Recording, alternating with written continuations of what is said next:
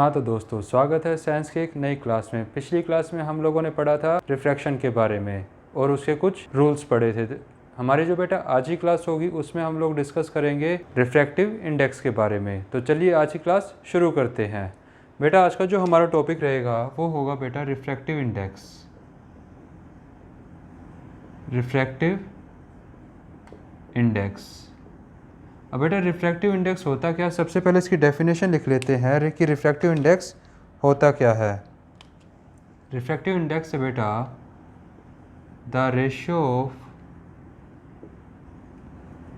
Speed of light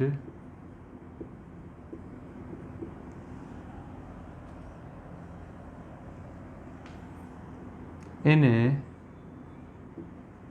given pair of media. बेटा ये जो मीडिया है ना, ये प्लूरल है मीडियम का, ठीक है। अब बेटा इसको सिंबॉलिक रिप्रेजेंटेशन क्या है, रिफ्रैक्टिव इंडेक्स लिखते हैं बेटा स्मॉल एन से। स्मॉल एन होता है बेटा रिफ्रैक्टिव इंडेक्स, ठीक है। इसमें लिख देंगे speed of light, speed of light in medium 1, और बेटा नीचे आता है speed of light, speed of light in medium 2, ठीक है बेटा। ये है रिफ्रैक्टिव इंडेक्स की आपकी डेफिनेशन। रिफ्रैक्टिव इंडेक्स कुछ नहीं बेटा, रेशियो है किसका, मान लिया जो कल हम रिफ्रैक्शन में पढ़ रहे थे बेटा, यहाँ पे एक क्या है, ये ग्लास स्लैब है ना बेटा, ये ग्लास स्लैब है और यहाँ क्या था बेटा, एयर। अब देखो ये हो गया आपका मीडियम 1, ये हो गया मीडियम 2। अब बेटा इससे हम लोग क्या निकाल सकते हैं, इससे हम निकाल सकते हैं कि इन दोनों के मीडियम का रिफ्रैक्टिव इंडेक्स क्या क्या होगा, क्योंकि हमें इनमें स्पीड ऑफ लाइट के बारे में पता होता है, ठीक है बेटा। इस तरह की होती है मीडियम 1 और मीडियम 2। अब बेटा मैंने यहाँ पे ऊपर लिया हवा और नीचे एक स्लैब ले ली मैंने। इसके अलावा बेटा ये दो मीडियम कुछ भी हो सकते हैं। मान लिया ये एक बीकर है, बीकर में क्या है, वाटर, ठीक है, और बेटा यहाँ क्या है, एयर। तो बेटा जो एयर है, एयर या मीडियम 1 हो गई, और जो वाटर है ये मीडियम 2 हो गया, ठीक है बेटा। तो इनका जो रेशो निकलता है उसे बोलते हैं बेटा हम लोग रिफ्रैक्टिव इंडेक्स, ठीक है बेटा। अब हम बात कर लेते हैं कि रिफ्रैक्टिव इंडेक्स निकलेगा कैसे। बेटा जब हम बात करें N21, बेटा फॉर्मूला लिखोगे आप लोग V1/V2, ठीक है। अब ये V1 V2 क्या है और N21 क्या है, इसका लिख लेते हैं बेटा। इसका मीनिंग है N21 का refractive index of medium 2 with respect to medium 1, ठीक है बेटा। जो मैंने N21 लिखा है ना, N21 से हम क्या फाइंड आउट करेंगे जब 2 आगे हो, बेटा refractive index of the second medium with respect to the first medium. अब बेटा एग्जांपल के लिए जैसे ये वाटर है, बीकर में वाटर है, ठीक है, और ये यहाँ क्या है, एयर है बेटा, ठीक है। अब अगर कोई मुझसे कह दे कि भाई आपको वाटर का रिफ्रैक्टिव इंडेक्स निकालना है, ये इसको मीडियम 1 ले लेता हूँ, इसको मीडियम 2 ले लेता हूँ बेटा, ठीक है, तो आप कैसे निकालोगे। अब बेटा सिंबॉलिक रिप्रेजेंटेशन करोगे N21 refractive index of second medium with respect to the first medium, ठीक है। फॉर्मूला क्या होगा, V1/V2। अब बेटा V1 क्या है और V2 क्या है ये लिख लेते हैं। V1 है बेटा velocity of light in medium first, ठीक है बेटा। और जो V2 है आपका, V2 है velocity of light in medium second, ठीक है बेटा। उम्मीद है समझ में आ गया होगा कि v1 है velocity of light in medium 1, v2 है velocity of light in medium 2।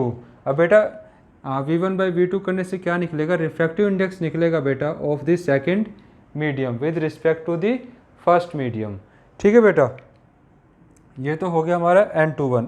अब अगर हमसे कोई कह दे कि भाई फर्स्ट मीडियम का रिफ्रैक्टिव इंडेक्स बताओ with respect to second medium, तो उसको कैसे लिखेंगे।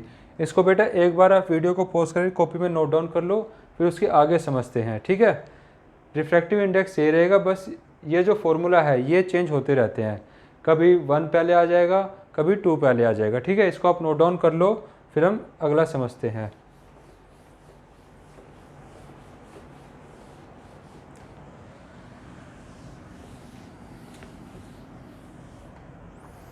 अब बेटा इसका एक फॉर्मूला और होता है जहाँ क्या आ जाए n12।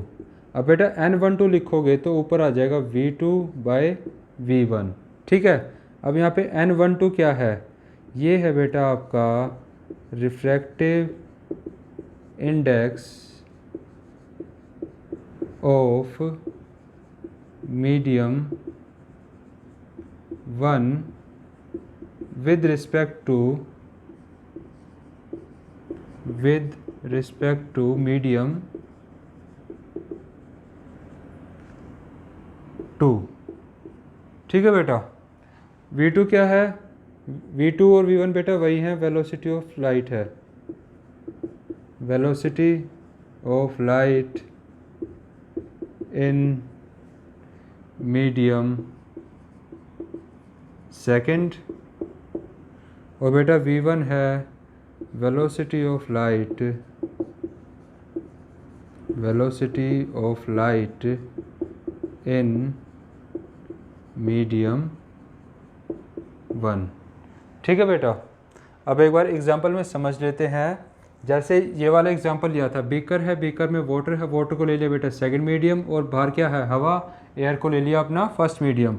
तो बेटा क्वेश्चन आता है आपके पास कि फर्स्ट मीडियम का रिफ्रैक्टिव इंडेक्स बताओ with respect to this second medium. तो बेटा फॉर्मूला आपका हो जाएगा n12 equals to v2 upon v1।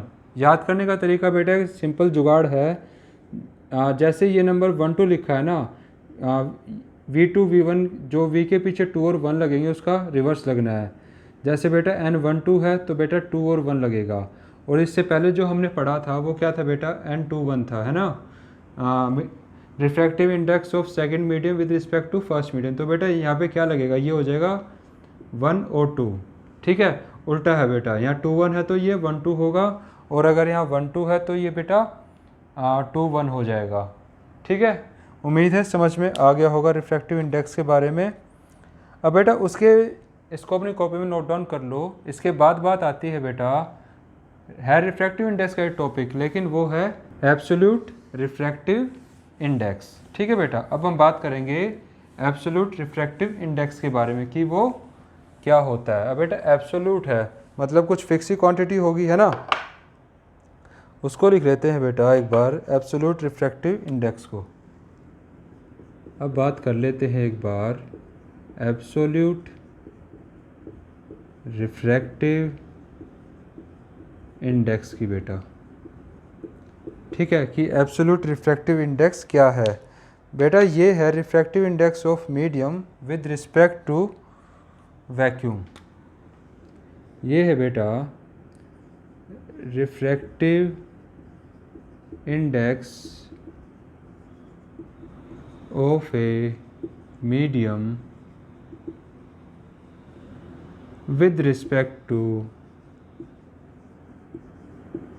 with respect to vacuum और एयर। ठीक है बेटा, एब्सोल्यूट रिफ्रैक्टिव इंडेक्स होता है, रिफ्रैक्टिव इंडेक्स ये बेटा, लेकिन किसके कंपैरिजन में, विद रिस्पेक्ट टू वैक्यूम और एयर। ये बेटा किसी भी मीडियम का हो सकता है। तो इसका फॉर्मूला लिख लेते हैं हम एक बार, n हो गया बेटा c बाय v। ठीक है, अब बेटा c क्या है, c है हमारा यहाँ पे speed of light, speed of light.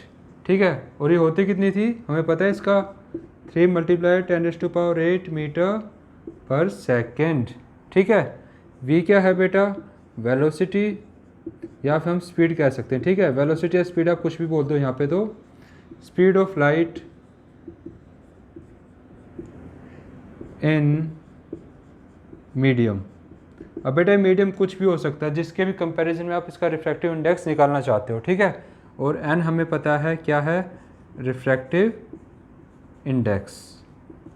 ठीक है बेटा, जब वैक्यूम के रिस्पेक्ट हम किसी मीडियम का रिफ्रैक्टिव इंडेक्स निकालेंगे तो उसे क्या बोलते हैं, एब्सोल्यूट रिफ्रैक्टिव इंडेक्स। ये बेटा ये पॉइंट याद रखना है, एब्सोल्यूट रिफ्रैक्टिव इंडेक्स कब होगा, जब हम किसी मीडियम का रिफ्रैक्टिव इंडेक्स किसके कंपैरिजन में निकालें, वैक्यूम या फिर एयर के उसमें। ठीक है बेटा, अब बेटा उसके बाद मैं आपको कुछ पॉइंट्स लिखवा रहा हूँ जो आप लोग याद रखना, क्योंकि बेटा ये पेपर में आ सकते हैं। कुछ मीडियम्स हैं जिनका रिफ्रैक्टिव इंडेक्स हमें पता होना चाहिए, इसको एक बार कॉपी में नोट डाउन कर लो। उसके बाद हम कुछ मीडियम्स लिखेंगे और उसके रिफ्रैक्टिव इंडेक्स ज़्यादा नहीं है, एक दो ही होंगे, क्योंकि बेटा सीबीएसई ने डिक्लेयर कर दिया है जो आपका फर्स्ट टर्म होगा 10th क्लास का, उसमें मल्टीपल चॉइस क्वेश्चंस आएंगे, तो उसमें ये चीज़ पूछी जा सकती है आपसे डायरेक्ट। अब बेटा मैं यहाँ मीडियम लिख रहा हूँ और इस तरफ है बेटा उसका रिफ्रैक्टिव इंडेक्स। ठीक है, 3-4 है बेटा जो मोस्ट इम्पोर्टेंट है, सिर्फ उन्हीं को लिखेंगे। पहला है बेटा एयर, एयर का रिफ्रैक्टिव इंडेक्स 1। सेकंड है बेटा वाटर, पानी, पानी का है 1.33। थर्ड है बेटा अल्कोहल, अल्कोहल का होता है 1.36। ठीक है, फिर बेटा एक है आपका मैक्सिमम, किसका होता है, मैक्सिमम होता है बेटा डायमंड का, जो क्या है 2.42। ठीक है बेटा, ये चारों के चारों आपको इसके रिफ्रैक्टिव इंडेक्स की वैल्यू याद रखनी है, क्योंकि एमसीक्यू में डायरेक्ट क्वेश्चन आ सकता है। अब बेटा जैसे सीबीएसई ने डिक्लेयर कर दिया है, तो एक बार सीबीएसई सिलेबस और बता दे कि फर्स्ट टर्म में सिलेबस क्या क्या आएगा, तो उसके अकॉर्डिंग हम लोग अपनी क्वेश्चंस की प्रैक्टिस करनी शुरू कर दें। लेकिन जब तक सीबीएसई अपना सिलेबस बता नहीं देता कि हमारा जो पेपर होगा उसमें कौन सा चैप्टर आएगा, तब तक हम एक बार अपने सिलेबस को कंप्लीट कर लेते हैं। ठीक है बेटा, जितना हो जाएगा वेल एंड गुड है। जैसे सीबीएसई का सिलेबस डिक्लेयर होता है उसके बाद से हम अपने पेपर के पॉइंट ऑफ व्यू से अपनी प्रैक्टिस और अपनी तैयारी करनी शुरू कर देंगे। ठीक है बेटा, ये हो गया। अब इसके बाद बेटा बात आती है रेयरर और डेंसर मीडियम की। अब बेटा रेयर और डेंसर का अगर डिक्शनरी मीनिंग देखें तो बेटा आप लोगों को पता होगा, डेंसर और रेयरर, डेंसर और रेयरर। बेटा रेयर होते हैं हल्के, जैसे एयर है।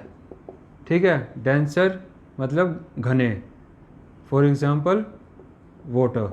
बेटा जो वाटर है वो एयर से ज़्यादा डेंस है।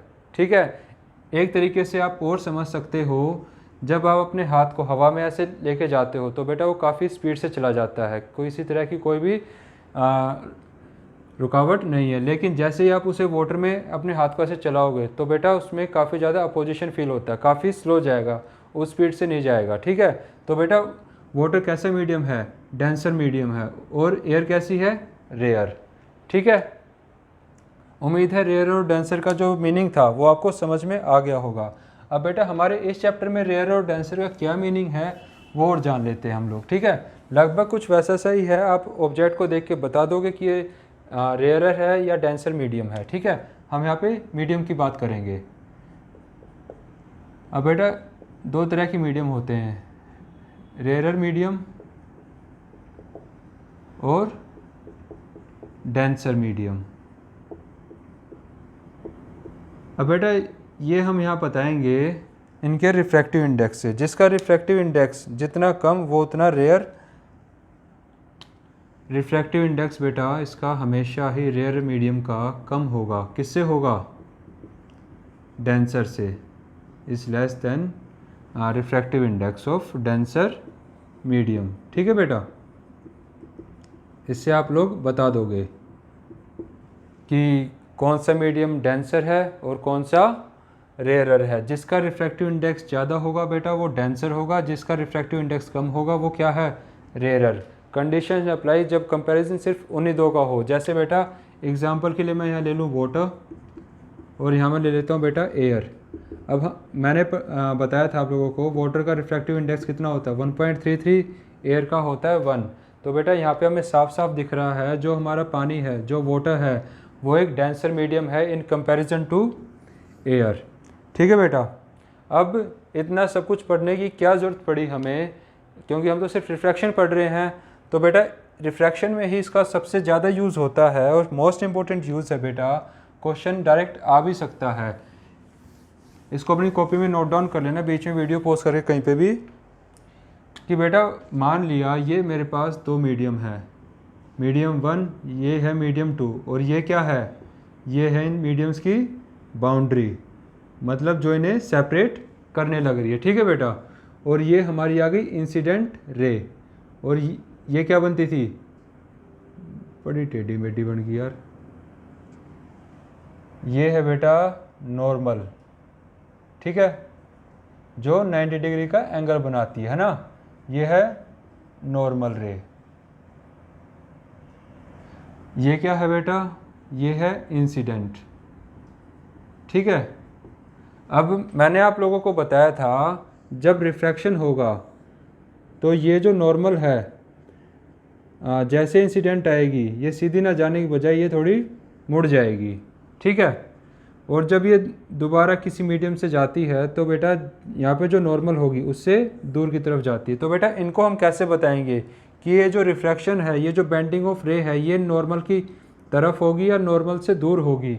बेटा इसको हम बताते हैं रिफ्रैक्टिव इंडेक्स की मदद से, क्योंकि रिफ्रैक्टिव इंडेक्स की मदद से हमें क्या पता चल जाता है कि कौन सा मीडियम रेयरर है और कौन सा मीडियम डेंसर है। ठीक है बेटा। तो अब मैं आप लोगों को 2 पॉइंट्स लिखवाऊंगा, वो दोनों मोस्ट इंपॉर्टेंट है, याद भी कर लेना और अपनी कॉपी में नोट डाउन कर लेना। ठीक है।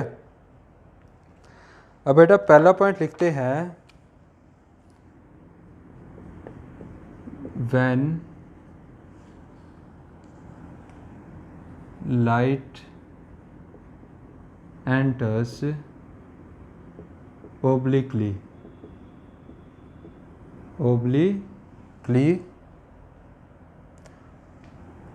from rarer medium to denser medium,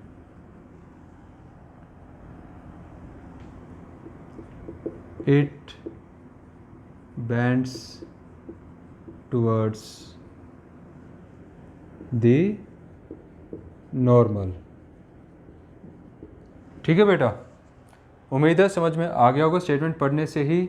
जब हमारी रे ऑफ लाइट, जो इंसिडेंट लाइट है, वो जब मीडियम की बाउंड्री पे स्ट्राइक करेगी, जैसे यहाँ पे ही आने लग रही है, अगर बेटा मैं ऊपर वाले को ले लूँ रेयरर मीडियम, फॉर एग्जांपल जो हमने रिफ्रैक्शन में केस लिया था, ऊपर क्या था, एयर, और बेटा नीचे थी एक स्लैब थी, किस चीज़ की थी, शीशे की एक स्लैब। ठीक है। ये हो गया बेटा आपका मीडियम 2। अब बेटा मुझे पता है जो मेरा स्लैब है, स्लैब का रिफ्रैक्टिव इंडेक्स है ज़्यादा, इसका है कम, ये है बेटा नॉर्मल, ये है इंसिडेंट। तो बेटा रिफ्रैक्टेड रे जो है वो किस तरफ टर्न बैंड करेगी, किस तरफ मुड़ेगी, वो बेटा टर्न करेगी टुवर्ड्स दी नॉर्मल। ठीक है। ये करेगी बेटा टुवर्ड्स दी नॉर्मल, ये बैंड हो जाएगी। और बेटा फिर एक नॉर्मल यहाँ पे बनेगी, क्योंकि यहाँ पे भी फिर ये अपना मीडियम चेंज करने लग रही है। एक नॉर्मल मान लिया ये बन गई हमारी, आप लोग स्केल से बनाना, मेरी लाइनें थोड़ी सीधी नहीं बन रही है। ठीक है। लेकिन ये एक स्ट्रेट लाइन है, जो रेड कलर से डॉटेड लाइन है ना, ये स्ट्रेट है, ये बेंड हो गई है नॉर्मल की तरफ। क्यों हुई है, क्योंकि बेटा कैसे जा रही है, रेयर टू डेंसर मीडियम। ठीक है। अब बेटा सेकंड पॉइंट लिखते हैं,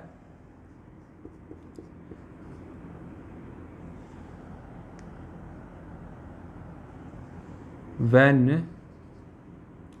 light enters obliquely from denser to rarer medium it bends away from the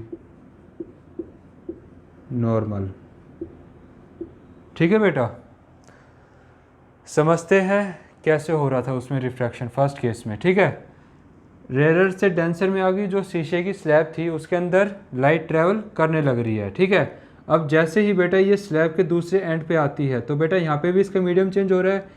ये बेटा डेंसर मीडियम से अब किस में जाने लग रही है, डेंसर से जा रही है बेटा वापस रेयरर मीडियम में, डेंसर से रेयरर में जा रही है। तो बेटा रिफ्रैक्शन कैसे होगा, अवे फ्रॉम दी नॉर्मल। ठीक है, नॉर्मल से दूर चली जाएगी, अवे फ्रॉम नॉर्मल। ठीक है, मुझे उम्मीद है आप लोगों को रिफ्रैक्शन वाला टॉपिक अच्छे से समझ में आ गया होगा। ये बेटा दोनों पॉइंट मोस्ट इंपॉर्टेंट हैं, क्वेश्चन पेपर में डायरेक्ट भी क्वेश्चन आ सकता है, एमसीक्यू बेस भी, और इसको समझने के लिए भी कि ये पहले इस तरफ क्यों मुड़ी, दोबारा फिर इस तरफ क्यों बेंड हो गई। ठीक है, तो बेटा रीज़न ये था क्योंकि जब जो इंसिडेंट रे है जब रेयर टू डेंसर मीडियम में जाती है तो बेटा वो किस तरफ बेंड करती है, टुवर्ड्स दी नॉर्मल। ठीक है, और जब ये डेंसर टू रेयर जाती है तो बेटा ये कैसे मूव करती है, अवे फ्रॉम नॉर्मल, नॉर्मल से दूर की तरफ जाएगी, और जब रेयर टू डेंसर आएगी तो बेटा टुवर्ड्स दी नॉर्मल ट्रैवल करेगी। ठीक है बेटा, इसी के साथ ही जो आपका ये टॉपिक है वो ख़त्म होता है। इसके आगे हमारा रिफ्रैक्टिव इंडेक्स नहीं है। इसके बाद हम लोगों को जो टॉपिक पढ़ना है वो है बेटा स्फेरिकल लेंसेज। जैसे स्फेरिकल मिरर्स पढ़े थे, बिल्कुल सेम कंसेप्ट है स्फेरिकल लेंसेज का भी। और बेटा इस टॉपिक को हम अपनी अगली क्लास में शुरू करेंगे। मुझे उम्मीद है आज जो मैंने टॉपिक आप लोगों के साथ डिस्कस किया है आप लोगों को अच्छे से समझ में आ गया होगा। लेकिन फिर भी अगर किसी बच्चे कोई क्वेश्चन है या कोई डाउट है इस टॉपिक के रिगार्डिंग तो बेटा आप लोग मुझसे अपने क्वेश्चन शेयर कर सकते हो। शेयर करने का तरीका आप लोगों को पता है, कमेंट बॉक्स में अपने क्वेश्चन को मेंशन करके। और बेटा मैं कोशिश करूंगा आपके हर क्वेश्चन और हर डाउट को मैं क्लियर कर पाऊँ। एंड इन द एंड, अगर आज की वीडियो आपको पसंद आई हो so please do like, share and subscribe my channel. Thank you.